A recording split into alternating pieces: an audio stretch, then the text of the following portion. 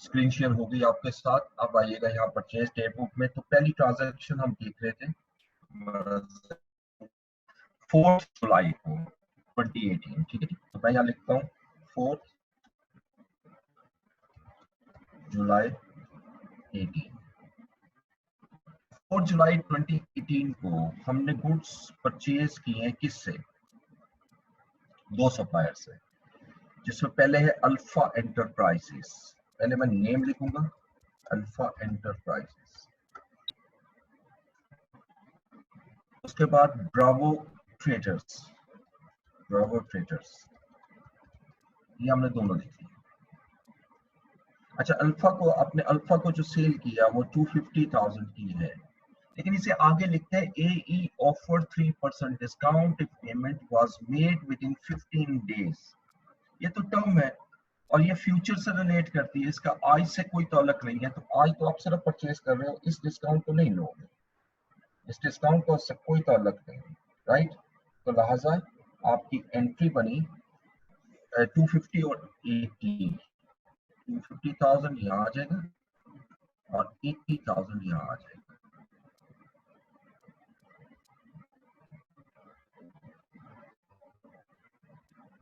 और 180,000 हम ब्रावो में लेंगे। ये हमारी परचेज डे बुक मुकम्मल हो गई।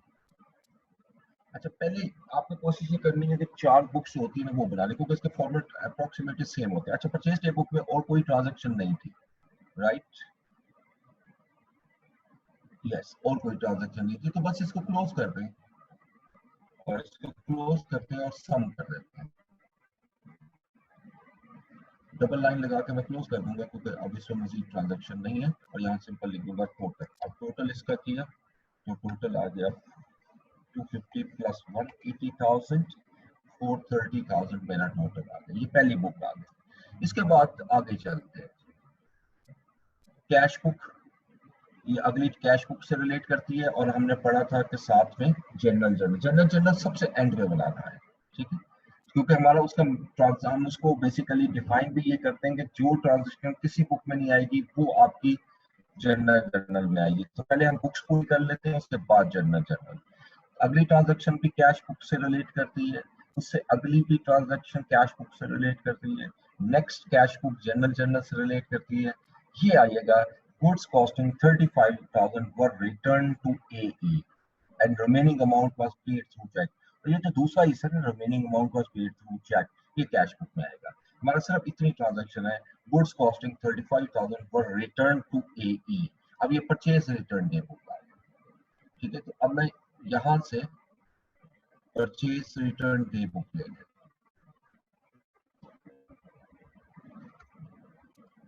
दोबारा कंपनी नेम लिखने की जरूरत नहीं है, परचेज रिटर्न्स डे। अब इसमें एक ही ट्रांजैक्शन आ रही है और ये किस डेट को आ रही है? दिस वन, 17 जुलाई।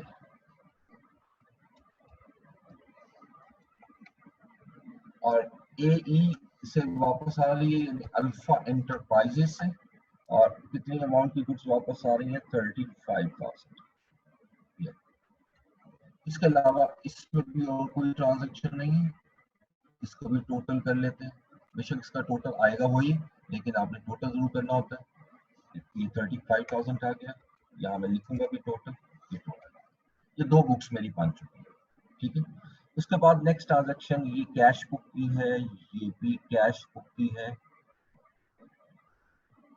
सब ऑफर डिस्काउंट प्रैक्टिस हो रही है, परचेज पेमेंट चेक के थ्रू हो रही है, ठीक है, बस खत्म हो गई। अब इसके बाद अब मेरे पास सेल्स डे बुक जो है वो कोई भी नहीं, क्योंकि सेल जितनी भी हो रही है वो कैश पर हो रही है। सेल रिटर्न डे बुक कोई नहीं है, क्योंकि सेल रिटर्न जितनी हो रही है वो भी कैश पर हो रही है। अब मेरे पास मेन बुक आती है कैश बुक, और कैश बुक का जो फॉर्मेट थोड़ा सा डिफरेंट होता है, तो मैं इसलिए इसको इस साइड पे ला रहा हूँ, हेनरी ब्रदर्स। और यही मैंने जैसे आपको कहा था कि सबसे लेंथी बुक हमारी यही होती है, हेनरी ब्रदर्स। और इस पे आप पूरा लेजर जैसा बनाते हैं, डेट, ये पहले आप हेडिंग वो देखते हैं, सॉरी। अब यहाँ लिखेंगे कैश बुक, और यहाँ पर जो कैश बुक बनेगी कितने कॉलम होगी?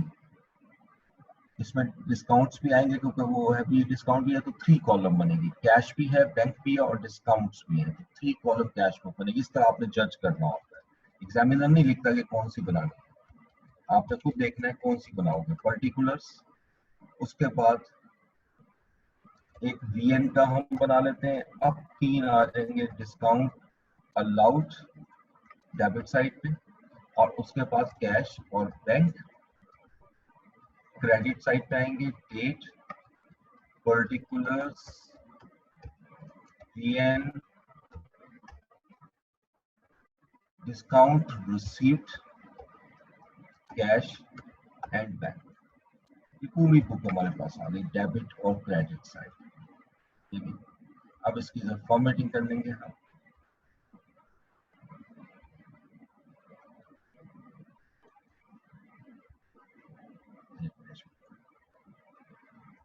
ये लीजिए, अब इसकी जो सेंटर लाइन भी लगाऊंगा ताकि थोड़ा सा कन्वीनियंट हो।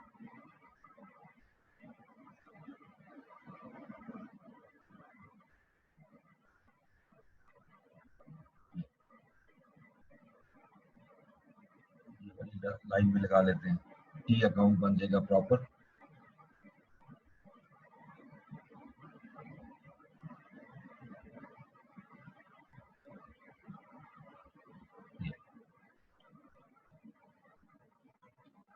अच्छा, अब इस कॉलम को थोड़ा सा लॉन्च कर लेंगे, इसको कोई मसला नहीं, इसको छोटा कर लेते हैं।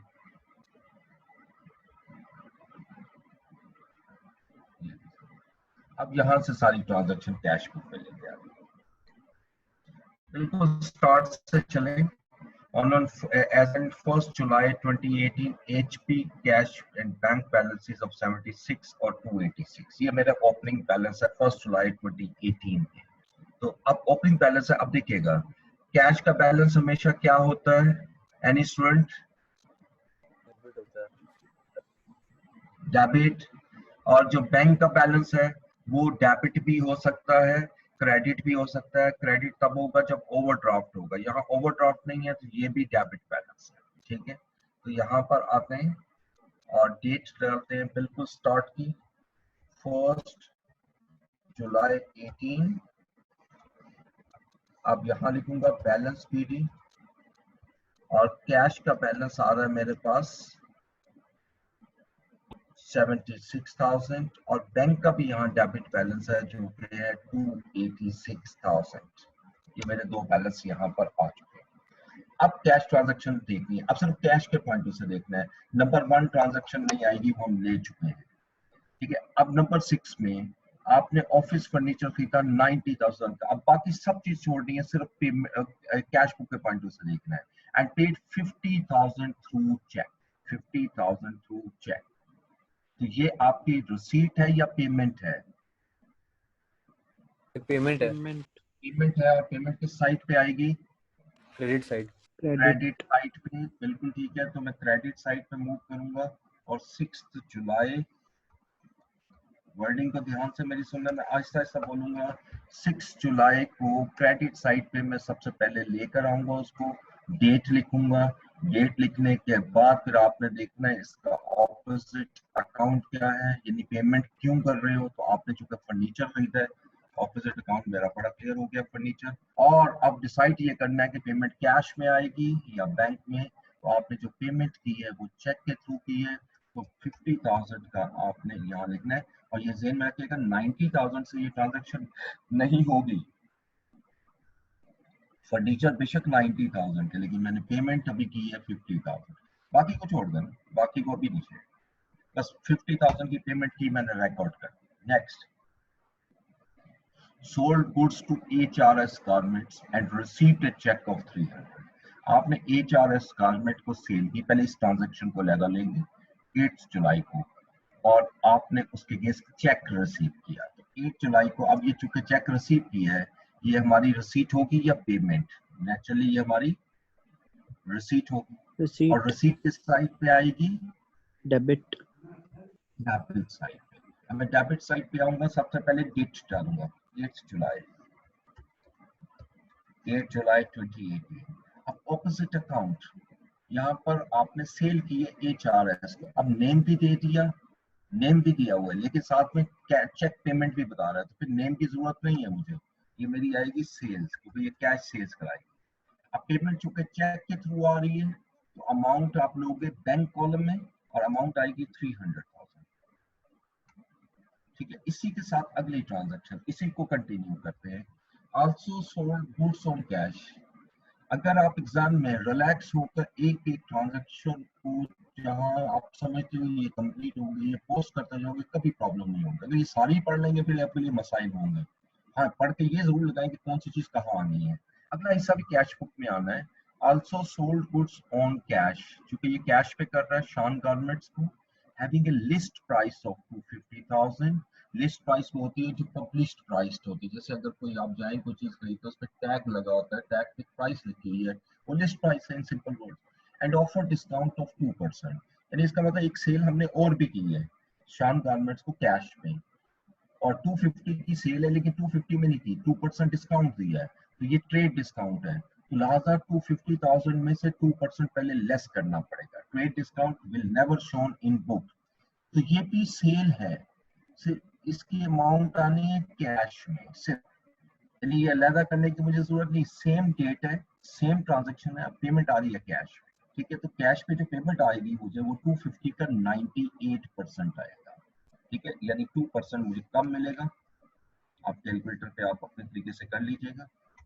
ये आएगा 245,000, यानी 5,000 इस पर मैंने उसको डिस्काउंट दिया, which is trade discount. Next 14 जुलाई। अब देखिए मेरी ये सारी ट्रांजैक्शन नीचे पूरी होती जा रही है।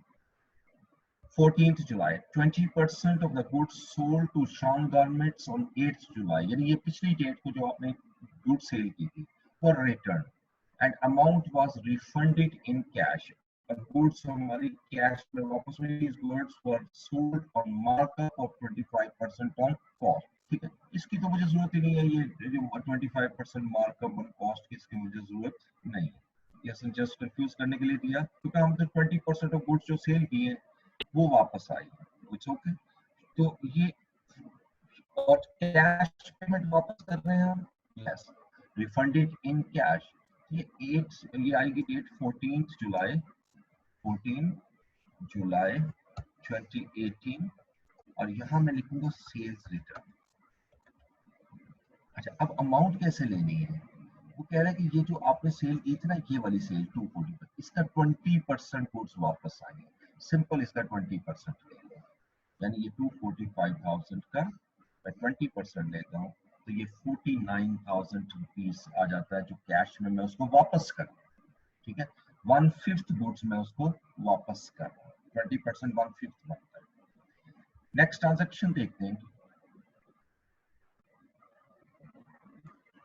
जो 16 जुलाई sold old furniture on cash for 12,000। ये ट्रांजेक्शन मुकम्मल होगी पहले। इससे अगला हिस्सा जो आ रहा है वो हमने पढ़ा था कि जर्नल में जाएगा, तो पहले इसकी बात करते हैं। Old furniture sold on cash, अब 12,000 कैश आ रहा है ना आपके पास, ठीक है, तो 16 जुलाई को आपकी ये रसीद बन जाएगी, और रसीद डेबिट हो, मैं यहाँ लिखता हूँ 16 जुलाई 2018। ऑपोजिट अकाउंट में मैं लिख देता हूँ जो फर्नीचर आपने जो सेल किया है वो ओल्ड फर्नीचर सेल किया है, और इसकी जो प्राइस है वो 12,000 है, ये 12,000, राइट। उसके बाद नेक्स्ट आइए, नंबर 17 का पहला हिस्सा हम ले चुके हैं, गुड्स कॉस्टिंग सर एक क्वेश्चन है 35,000। जी सर, हम सेल्स का पर्टिकुलर नहीं यूज कर सकते? ऑफिस फर्नीचर जो हमने सेल किया है तो हम सेल नहीं यूज कर सकते? फर्नीचर के लिए सेल्स का वर्ड इसलिए यूज नहीं कर सकते कि ये आपने रीसेल के लिए नहीं खरीदा था ना, ऑफिस फर्नीचर है, ऑफिस फर्नीचर इसलिए खरीदा था कि आपने इसको यूज के लिए रखा हुआ है, तो सिर्फ परचेज का वर्ड होता है उन गुड्स के लिए जो आपने इसलिए बाय किए हैं कि इसको सेल करेंगे, उसके लिए हम सेल और सेल रिटर्न का वर्ड यूज करते हैं। लेकिन अगर कोई फर्नीचर आ जाए या कोई इस तरह की आइटम आ जाए ऑफिस यूज वाली, अगर वो रिटर्न होगी तो रिटर्न का वर्ड नहीं आता उसमें, वही क्रेडिट हो जाता है, वो जब खरीदते हो डेबिट, जब सेल करते हो तो क्रेडिट, राइट। Okay sir. अच्छा अब आइएगा जी गुड्स कॉस्टिंग ₹35,000। अच्छा ये तो हो नहीं गया, नहीं ये नहीं, goods costing 35,000 were return to A, ये तो हम ले चुके हैं परचेज रिटर्न की। लेकिन इससे अगली amount, and the remaining amount was paid through cheque. Okay, पहले काम ये करना है, चूंकि ये डिसाइड करना है, देखिए 3 स्टेप होते हैं, रिसीट है या पेमेंट है। एब्सोल्युटली मैं कहूंगा पेमेंट है, तो ये क्रेडिट साइड पे आएगी। दूसरा स्टेप, आप क्रेडिट साइड पे जाकर डेट लिख देंगे 17 जुलाई। जैसे ये 2 स्टेप हो जाते हैं ना, आगे फिर आपने ऑपोजिट अकाउंट तीसरा स्टेप की तरफ जाना होता है। ऑपोजिट अकाउंट जो है, चूंकि आप पेमेंट कर रहे हो किसको, एई को, एई हमारा अकाउंट्स पेबल भी है, नाम भी लिख सकते हो, यहाँ पर नाम से दिया हुआ, तो अल्फा एंटरप्राइजेस को मैं पेमेंट कर रहा हूँ। अब मेरी आखिरी स्टेप आता है अमाउंट लेना, ये डिसाइड करना कि पेमेंट में किसके थ्रू कर रहा हूँ, कैश या बैंक के थ्रू। तो ये क्लियरली लिखा हुआ है, पेमेंट वाज या amount was paid through cheque. अच्छा अब चेक के थ्रू पेमेंट करनी, अमाउंट कितनी आएगी, दिस इज इंटरेस्टिंग। अमाउंट उसने लिखा रिमेनिंग अमाउंट, तो एई का मुझे देखना पड़ेगा ट्रांजैक्शन काउंट। 4 जुलाई में आइएगा, बिल्कुल ऊपर आपको नजर आ रहा है, आपने गुड्स परचेज की थी अल्फा एंटरप्राइजेस से, कितनी अमाउंट की, 250,000। ठीक है, ब्रावो से 180 की थी और अल्फा से 250। तो मैं यहाँ से वर्किंग बना देता हूँ कि आपने इससे परचेज की थी, ये अल्फा से बना रहा हूँ, ठीक है, परचेज की थी 250,000। लेकिन इसके बाद एक ट्रांजैक्शन और भी आई 17 जुलाई को, यही वाली सेम, इसमें 35,000 की रिटर्न कर दी। इसमें से जो रिटर्न की वो लेस होंगे ना, वो तो पैसे नहीं देने आपने, जो गुड्स रिटर्न कर दी वो मैं पेमेंट क्यों करूंगा, और ये पेमेंट की है, ये है रिटर्न 35,000। अब बताइएगा मैंने उसको कितने पैसे देने, 215। ठीक है, अब दूसरी चीज ये देखनी है, ये 215 मेरे जो मैंने उसको पेएबल है, पेएबल। पहली ट्रांजैक्शन दोबारा आइएगा 4 जुलाई में, उसने हमें 3% डिस्काउंट ऑफर किया था अगर 15 डेज में पेमेंट करेंगे। 4 जुलाई से 15 डेज की कब बनते हैं, इसमें 15 डेज ऐड करेंगे, 15 डेज ऐड करें 4 जुलाई में तो 19 जुलाई बनता है। पेमेंट कब कर रहा हूं मैं, 17 जुलाई को, तो ये विद इन डिस्काउंट पीरियड में आ रहा है, यानी हम 13 डेज में पेमेंट कर रहे हैं। भाई जब 13 डेज में पेमेंट कर रहे हैं तो फिर डिस्काउंट आएगा, मैं पूरी पेमेंट नहीं करूंगा, इस पे मैं लेस करूंगा 3% डिस्काउंट, डिस्काउंट 3%। और ये डिस्काउंट ट्रेड नहीं है, ये पेमेंट के वक्त है। अब इस अमाउंट का 3% लूंगा, ये 6450 आ गया, ये लेस किया, तो अब ये नेट अमाउंट जो मैं चेक पेमेंट कर रहा हूँ, चेक जो पे करूंगा वो किस अमाउंट का होगा, 215,000 माइनस 645, यानी मैं जो इसको पेमेंट कर रहा हूँ 2808550 की है, और थ्रू चेक कर रहा हूँ तो मैं यहाँ 208,550 लिखूंगा, लेकिन साथ ही डिस्काउंट जो आ रहा है 6450 वो यहाँ डिस्काउंट में। ठीक है, सो केयरफुली ऐसी एंट्रीज को करना है। तो इसमें दो चीजें आ रही, एक तो रिटर्न रिमेनिंग का वर्ड लिखा, जितना बैलेंस है सारा पे कर रहे हैं, तो फिर 250 की आपने परचेज की थी, 35 की वापस कर दी, 215 आपने पे करना है। अब इसमें भी पूरा पे इसलिए नहीं करना कि वो 15 दिन में फॉल कर रहा है, अगर वो 15 डेज में फॉल कर रहा है तो आपको डिस्काउंट मिलेगा, तो कितना डिस्काउंट मिलेगा, 3% को कैलकुलेट करें, माइनस करें, बाकी अमाउंट पेमेंट में ले जाए और डिस्काउंट के अमाउंट डिस्काउंट। ठीक है, ये बड़ी जबरदस्त एंट्री दी थी उसने 17 जुलाई वाली। उसके बाद नेक्स्ट आइएगा जी 23 जुलाई को, sold goods on cash to Salim सल्स, चूंकि ये कैश पे किया है, बेशक नाम गिवन है, तो ये डेबिट साइड पे, रिसीट साइड पे आएगी। पहली वही चीज डिसाइड करना है, रिसीट है या पेमेंट, ये रिसीट है, मैं डेबिट साइड पे आऊंगा, यानी डेबिट होगी, और दूसरा स्टेप इसकी डेट लिखूंगा 23 जुलाई 2018, और ये है मेरा कैश सेल्स, सेल्स, और ये कैश में मैं सेल कर रहा हूँ, कैश है मेरा 236,500, ये भी रिकॉर्ड हो गया।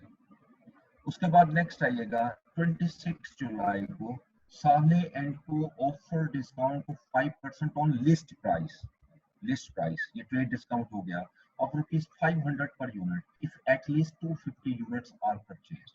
HP purchased 300 units to avail the discount and paid through check. पहली चीज तो ये डिसाइड करें कि ये receipt है या payment.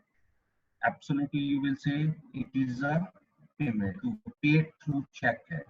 अगर ये पेमेंट है तो पेमेंट डेबिट साइड पे आएगी या क्रेडिट साइड पे, ठीक है, ये यकीनन ये क्रेडिट साइड पे आएगी, ये क्रेडिट साइड पे आएगी। तो क्रेडिट साइड पे हम लिख देंगे डेट, और डेट क्या आ रही है जी इसकी 26 जुलाई 2018। और चूंकि ये परचेज कर रहे हैं, बेशक नाम दिया हुआ जरूरत नहीं है परचेज, क्योंकि कैश पेमेंट है ना। अच्छा, अब परचेज की पेमेंट की ये अमाउंट निकालनी है प्लीज। अब अमाउंट कैसे निकलेगी? देखो हम कितने यूनिट बाय कर रहे हैं, 300 यूनिट्स। एक यूनिट कितने में आएगा? 500 रुपीज पे। पहले ये चीज कैलकुलेट करना है, ठीक है। यानी मैं टोटल यूनिट्स ले रहा हूँ, जो बाय कर रहा हूँ वो 300 है, और इसमें प्राइस जो मैं पे कर रहा हूँ पर यूनिट, जो प्राइस पर यूनिट है जिसको कह ले लिस्ट प्राइस, वो 500 है। इन दोनों का जब मैं मल्टीप्लाई करूंगा तो ये इनवॉइस वैल्यू, यानी जो बिल पहले बनेगा वो कितनी अमाउंट का बनेगा, मैंने प्लस कर दिया, मल्टीप्लाई करना है 150,000 का। लेकिन इस पर 5% डिस्काउंट उसने ऑफर किया हुआ है, ये ट्रेड डिस्काउंट है, तो ये मैं लेस कर देता हूँ, लेस ट्रेड डिस्काउंट, और ये है 5%। अब मैं 5% इस अमाउंट का लेस कर देता हूँ, 7500 आया। तो नेट पेमेंट जो मैंने करनी है वो कितनी है, यानी चेक पेमेंट कह लो, चेक जो मैंने पे करना है, that is 150,000 minus 7,500, 142,500 का मैं चेक पेमेंट करूंगा। तो क्लियरली लिखा हुआ पेड थ्रू चेक। तो 150,000 की अमाउंट मैं यहाँ क्रेडिट साइड पे ले आता हूँ, 500 अमाउंट आएगी। और अब यहाँ पर मैं डिस्काउंट नहीं लिखूंगा। क्यों नहीं लिखूंगा? क्योंकि ये परचेज ट्रेड डिस्काउंट है। Any discount agreed between buyer and seller at the time of transaction, at the time of purchase and sale, वो यहाँ पर आए, ठीक है। 26 जुलाई के बाद नेक्स्ट देखें, दो ट्रांजैक्शन छोटी छोटी सी रहेगी। पेड लोन इंस्टॉलमेंट ऑफ 150, आपने लोन इंस्टॉलमेंट पे किया 150 इंक्लूडिंग इंटरेस्ट ऑफ 35। यानी अगर आप 1,50,000 रुपए की इंस्टॉलमेंट पे कर रहे हो और आप कह रहे हो कि इसमें 30,000 में इंटरेस्ट है, असल में लोन 1,50,000 वापस नहीं कर रहे आप 115,000 लोन वापस कर, और 35 इसको इंटरेस्ट दे रहे हैं। खैर दोनों पेमेंट है, दोनों क्रेडिट साइड पे आएंगी, तो मैं क्रेडिट साइड पे मूव करूंगा 28 जुलाई। अब चूंकि दो डिफरेंट, बेशक पेमेंट एक है लेकिन दो डिफरेंट है, दोनों को लेके आओ। यानी एक मैं पेमेंट करूंगा जिसको लिखूंगा लोन, और एक मैं पे कर रहा हूँ इंटरेस्ट, दोनों को अलग शो करना है। अमाउंट टोटल वही बनेगी, आपने पे 150 करना है और पेमेंट कर रहे हो इन कैश, तो 150,000 में से 35 लेस कर दें, क्योंकि 35 यहाँ पर आएगा इंटरेस्ट में और 115,000 यहाँ पर आएगा। अगर यानी इनको प्लस करें तो ये पूरा 150,000 बन जाना चाहिए। 28 जुलाई के बाद लास्ट ट्रांजैक्शन आती है, deposited cash into bank, deposited cash into bank, it's a Contra entry. जैसे मैंने बताया था, कभी मैं चूंकि स्टूडेंट हूँ, अभी सीख रहा हूँ, तो मैं भूल जाता हूँ, तो इसलिए मैं लिख के करूंगा अभी समझने के लिए। मैं लिखता हूँ कि कैश, चूंकि आप बैंक में जमा करा रहे हो तो दो अकाउंट आएंगे, कैश और बैंक। अब कैश बैलेंस मेरा बढ़ रहा है क्योंकि कैश कम हो रहा है, सॉरी कैश डिपॉजिट करवा रहा हूँ, ये क्रेडिट होगा। और बैंक बैलेंस मेरा बढ़ रहा है, मैं इसको डेबिट कर, क्योंकि डिपॉजिटेड कैश इनटू बैंक। जब ये डिसाइड हो गया तो इसका मतलब कैश क्रेडिट साइड पे और बैंक डेबिट साइड पे। चूंकि पहला स्टेप काउंटर एंट्री में हमने क्या पढ़ा था, दोनों साइड पे अमाउंट लिखने। 30 जुलाई डेट लिखने, 30 जुलाई 2018 मैंने यहाँ पर भी लिखा, और 30 जुलाई 2018 यहाँ पर भी लिख देंगे, दैट्स ऑल। अब यहाँ पर अमाउंट में आना है, बैंक की डेबिट साइड पे, बैंक कॉलम की डेबिट साइड पे आएगी, अमाउंट कितनी 200,000, और कैश बुक की क्रेडिट साइड पे आएगी 200,000।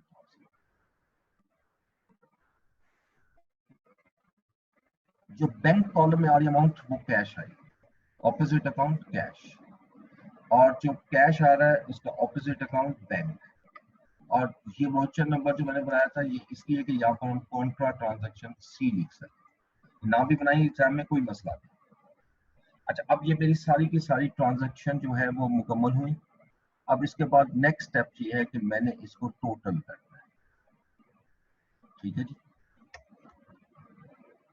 तो टोटल में कैश का तो बैलेंस हमेशा डेबिट होगा ना, पहले जरा कैश को हम कर लेते हैं ना, पहले कैश को हम कर लेंगे।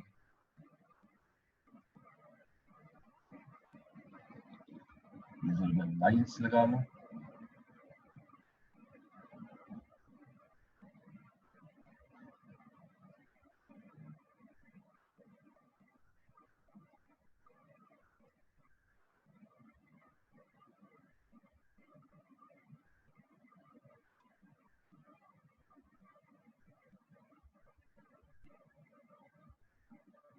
ओके। सबसे पहले कैश को बैलेंस करते हैं, टोटल करेंगे कैश, कैश की हमेशा डेबिट साइड से ज्यादा हो, ये हो ही नहीं सकता कि क्रेडिट साइड ज्यादा। मैं इसको टोटल कर देता हूँ, इसका टोटल आ गया जी 5695। यही टोटल मैं इक्वल के इस साइड पे लिख देता हूँ, लेकिन मुझे पता होगा ये कम है। अब ये चूंकि मंथ जुलाई 31 का होता है तो मैंने क्लोजिंग डेट को लिखना होता है 31 जुलाई 2018। यहाँ लिख दूंगा बैलेंस कैरी डाउन। अब बैलेंस कैसे निकलेगा कि 569,500 में से मैं माइनस कर दूंगा सम ऑफ ऑल अबव ट्रांजैक्शन, यहाँ तक इसका सम मैं करता हूँ तो मेरे पास 170,500 का कैश आ गया।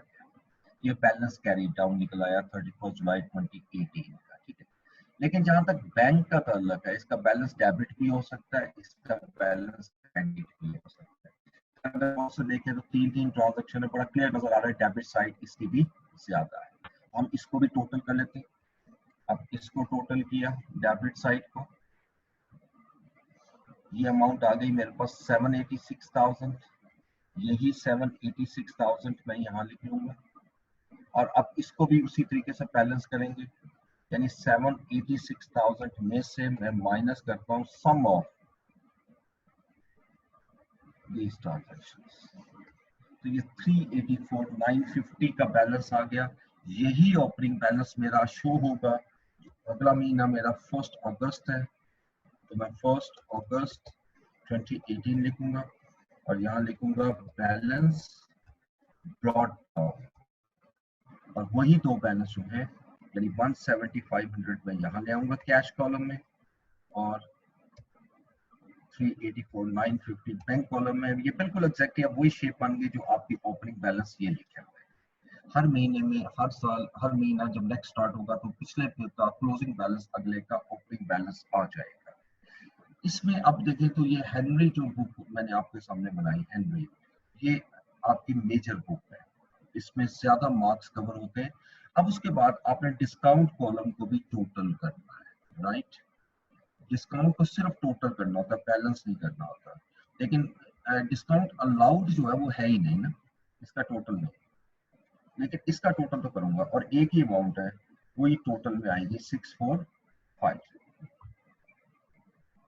अच्छा, अब ये सारा करने के बाद अब मेरी सिर्फ एक बुक रह गई last, and that is general journal. वो यही बना लेते हैं जनरल जर्नल। यहाँ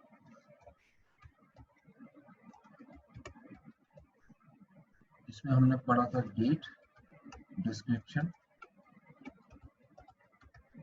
debit in rupees, credit in rupees. इसको एक्सप्लेन कर लेते हैं। अच्छा, अब इधर कितनी ट्रांजैक्शन आनी है, हमने 3 ट्रांजैक्शन पढ़ी थी। प्लीज मैंने पहले भी कहा है कि इसमें जरूरी नहीं आपको ये सारी ट्रांजैक्शन समझ आएंगी, क्योंकि इसमें एडजस्टिंग एंट्रीज है। एडजस्टिंग एंट्री तब तक प्रॉपर नहीं आएंगी जब तक आप पूरी बुक नहीं करें। तो इसमें सबसे बड़ी ट्रांजैक्शन ये है, देखो आपको मैं इसको सब लॉजिक समझाता हूँ। आपने 90,000 का फर्नीचर खरीदा पिछले महीने और खरीदने के बाद आपने 40,000 उसको पे कर दिया एडवांस, यानी ऑर्डर दिया था, उस टाइम खरीदा आपने 40,000 का, आपने उसको एडवांस दे दिया। अब आपने उसने आपको दिया तो 90,000 का बिल था और आपने 50,000 पे कर दिया। अब जो 40,000 आपने पे किया हुआ उसको एडजस्ट भी तो करना है ना, उसकी एडजस्टिंग एंट्री करनी है। ये एडजस्टिंग एंट्री होती है, ये मेरी होगी 6 जुलाई 2018। अब देखिए मैं फर्नीचर खरीद रहा हूँ, फर्नीचर डेबिट, ठीक है, और क्रेडिट क्या होगा कि मैं पेमेंट ऑलरेडी कर चुका हूँ 40,000 की, तो एडवांस एडजस्ट करना है, तो एडवांस को मैं क्रेडिट कर, जब मैंने एडवांस दिया था तो 40 जो वो डेबिट हुआ था और मैंने एडवांस दिया 40,000, ये 40,000 की अमाउंट यहाँ आ गई और 40,000 क्रेडिट साइड। ये मेरी पहली ट्रांजेक्शन मुकम्मल हो, ठीक है। दूसरी ट्रांजेक्शन, सेकंड ट्रांजेक्शन मेरी आ रही है जी, ये फर्नीचर वाले 16 जुलाई को आपने कि फर्नीचर बेच दिया था। अच्छा, जब फर्नीचर बेच दिया जाता है ना तो फर्नीचर आपके पास खत्म हो जाना चाहिए, आपके पास नहीं रहना चाहिए। वो कह रहा है कॉस्ट ऑफ फर्नीचर 75 थी, उसकी बुक वैल्यू 0 थी, इसको खत्म करना है। ये अभी मैं एंट्री कर रहा हूँ लेकिन अभी मैं इसको समझाऊंगा नहीं, ये अभी आपको नहीं पल्ले पड़ेगी, ठीक है। तो ये 16 जुलाई 2018, इसकी नॉर्मली जो एंट्री हम पास करते हैं वो एक्यूमुलेटेड डेप्रिसिएशन डेबिट। अभी आपको नहीं पता लगेगा कि ये मैं क्यों डेबिट कर रहा हूँ और क्यों क्रेडिट कर रहा हूँ, ठीक है। और इसके अगेंस्ट में क्रेडिट करूंगा फर्नीचर, क्योंकि फर्नीचर को मैं बेच रहा हूँ और कितनी अमाउंट का था 75,000 का। ये बुक से असल में खत्म कर रहे हैं। जब एक चीज बिक जाती है ना, इतना मैं आइडिया दूंगा कि उसको हमने बुक से खत्म करना होता है, ये बुक से मैं खत्म कर रहा हूँ। यही दो ट्रांजेक्शन मुझे यहाँ नजर आई थी। और आखिरी अब आपने ये करना है कि जो डिस्काउंट अलाउड या डिस्काउंट रिसीव्ड होता है इसको यहाँ लाना होता है, ठीक है। ये हमेशा याद रखना, डिस्काउंट अलाउड है नहीं तो डिस्काउंट रिसीव्ड लेकर आते हैं। अब इसका देखें किस डेट को है, 17 जुलाई को, 17 जुलाई 2018। अब इसकी एंट्री बड़े ध्यान से करनी है। डिस्काउंट जो है रिसीव्ड, ये डेबिट होता है, ये क्रेडिट है। वेरी सिंपल, आपको क्रेडिट होता है, बिल्कुल सही है, ये क्रेडिट है। तो फिर इसके अगेंस्ट डेबिट क्या होगा, अल्फा एंटरप्राइजेस, जिससे डिस्काउंट लिया गया, तो लिहाजा इधर एंट्री बनेगी अल्फा एंटरप्राइजेस डेबिट और discount received,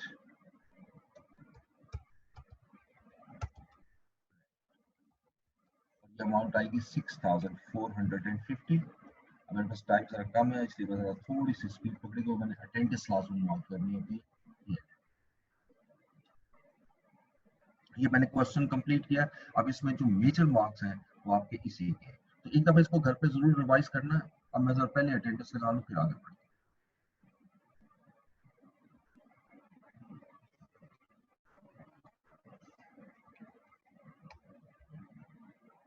17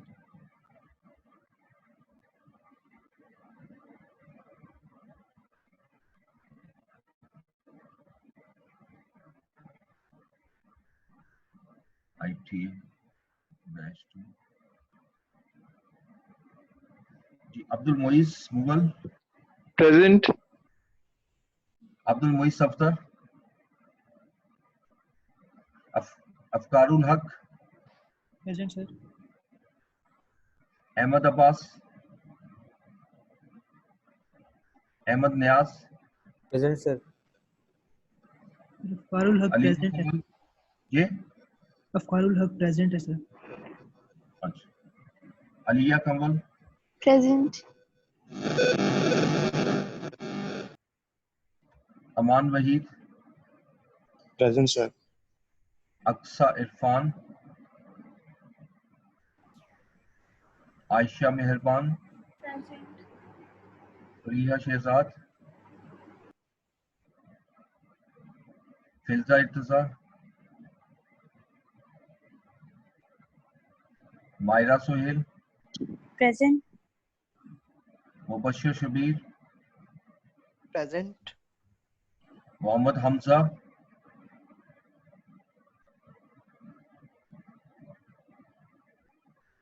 Mohammad Isaac,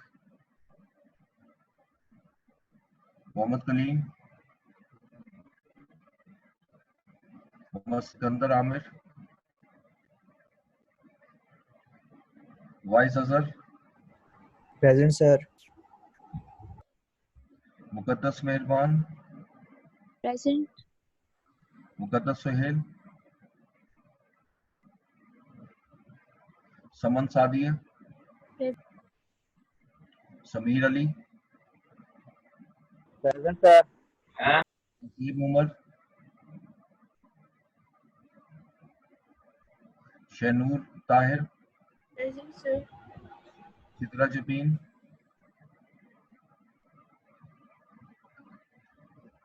Syeda Iram बतूल,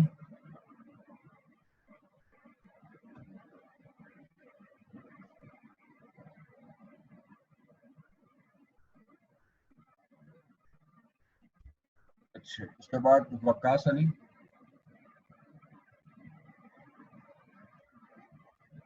जैनुल आबिदीन, सर जी सर मेरी प्रेजेंट लगा दें फिल्जा। जी मैं लगाता हूँ। जैनुल आबिदीन जहीर,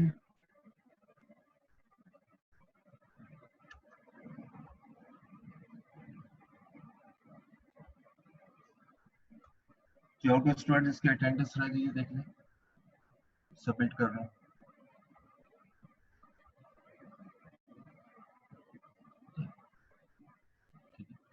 अच्छा जी, अब हम इस क्वेश्चन की बात कर रहे थे। इसमें अब जो मार्किंग स्कीम है वो मैं आपको बताता हूँ, बड़ी सिंपल होती है। अब ये 15 मार्क्स का क्वेश्चन है, ठीक है।